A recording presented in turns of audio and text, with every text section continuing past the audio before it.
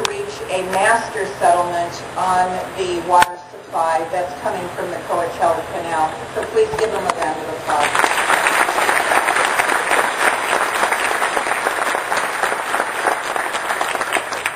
Now at this time, I'd like to invite IID's water manager, Mike King, to say a few words.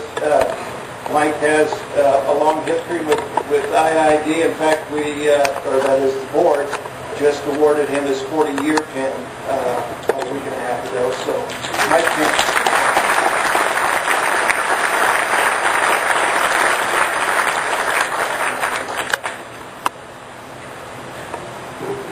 Good morning.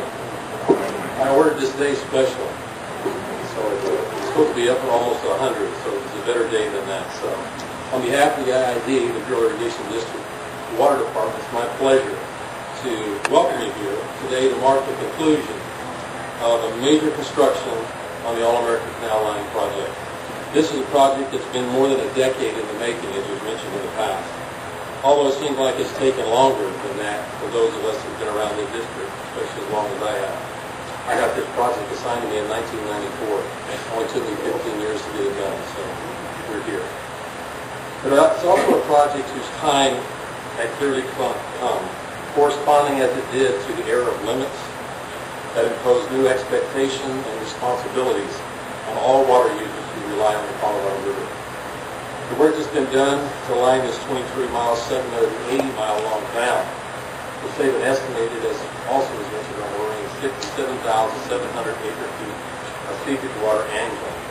This is a water that our project partner, the San Diego County Water Authority, will be able to use to meet its needs without impacting water available to the Imperial Valley. I want to commend the Water Authority, State of California, I saw Chuck Keene out there, as well as the Bureau of Reclamation for their assistance and guidance in bringing us to this point. Thanks too to the project's main contractors, Ames Cochran, which has built this section where we stand today, Kiewit Pacific, and to the dozens of subcontractors of whom all perform their assigned tasks with skill and with the highest professional standards that could be expected. Finally, I want to thank the County of Imperial, whose cooperation was key in ensuring that this massive project both met its construction and environmental milestones. I want you to indulge with me for a minute and let me give you a little history or a backdrop of what has been accomplished here today. There's no greater symbol to the IID's dedication to serving the public good than the All-American Canal. From 1913, and these were facts I learned as I looked through this, when the district first authorized a feasibility study of such a waterway, until 1942 when construction was finished, nothing was considered more important to the long-term prospects of this region. Construction of the canal was part of the same legislation that built Hoover Dam, the Boulder Canyon Project Act of 1928. Its leading advocate in Congress, Representative Phil Swing, was the district's first legal counsel and a former Imperial County District Attorney. In 1932, with the Depression raging and the IID teetering on the brink of insolvency, local voters approved the canal project by a margin of 5-1. The next year, when almost half the district's landowners were delinquent on their assessments, and the IID defaulted on its own bonds, voters authorized the funding of the canal and a bond repayment plan in that same election. In 1934, when construction officially began, the district obtained a concession from the Roosevelt administration so the first job could go to unemployed Valley residents. Since 1944, the IID has operated the All-American Canal, the Imperial Dam, our point of diversion on the river, under contract with the U.S. Department of Interior, the federal agency which holds the title to both of those facilities. Much has happened in these intervening years, but for residents of the Imperial Valley, this canal represents a promise fulfilled to the people who live here, and the district's obligation to act as a careful steward of that on their behalf. And that same promise has been fulfilled in this project we are dedicated here today.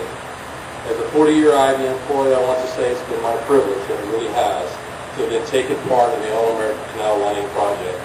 And not just for the water that will be conserved, but really for the spirit of compromise that's been displayed at every level of government that was involved in this project.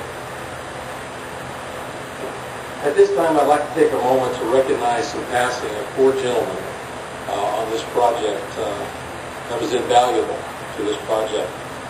I hope I don't get emotional here because 2 of these people were really close to me.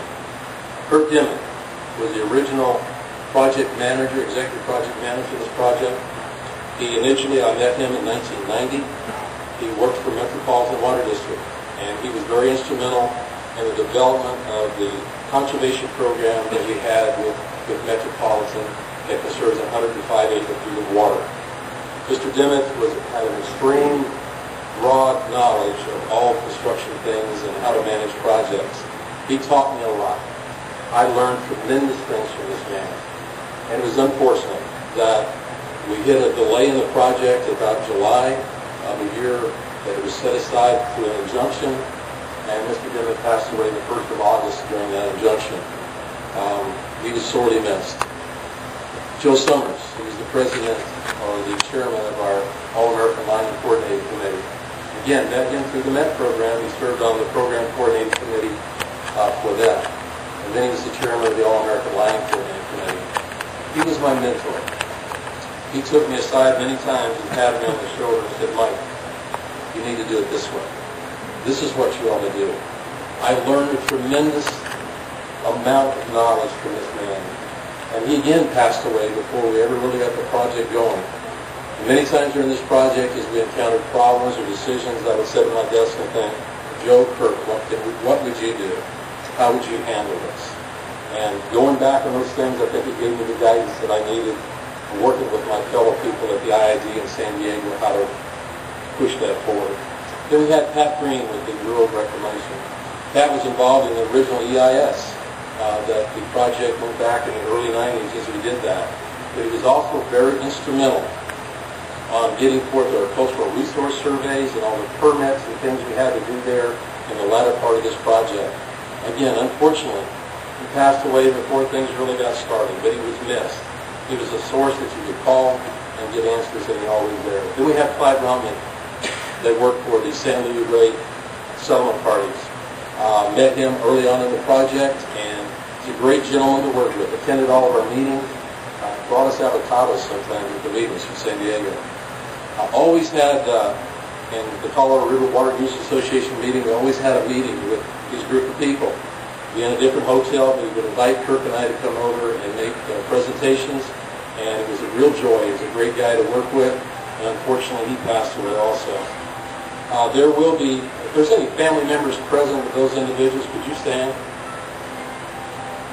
I don't know if anyone came, I guess not, but there will be special memorial flags that will be presented to each one of those families, and also there will be a single memorial plaque that we will display at the Imperial Irrigation District Water Control Center with their names on that plaque.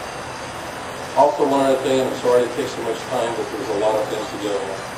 We also want to recognize the new wetland area that was developed as part of the construction project. And this project was headed up by Michael Remington. He did a lot of, he's the IID staff. He did a lot of work in design, the construction, the permitting, and all that went to it, and his staff. And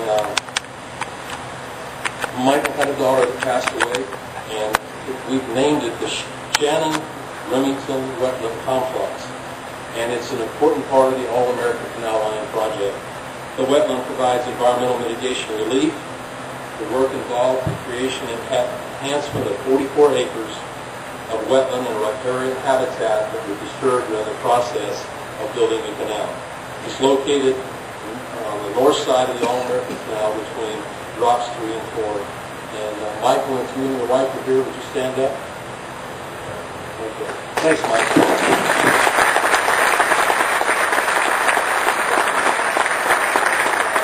want to take this time to call to the podium Ms. Susan Bitter-Smith, President of the Board of the Central Arizona Project. If you could join me in welcoming her.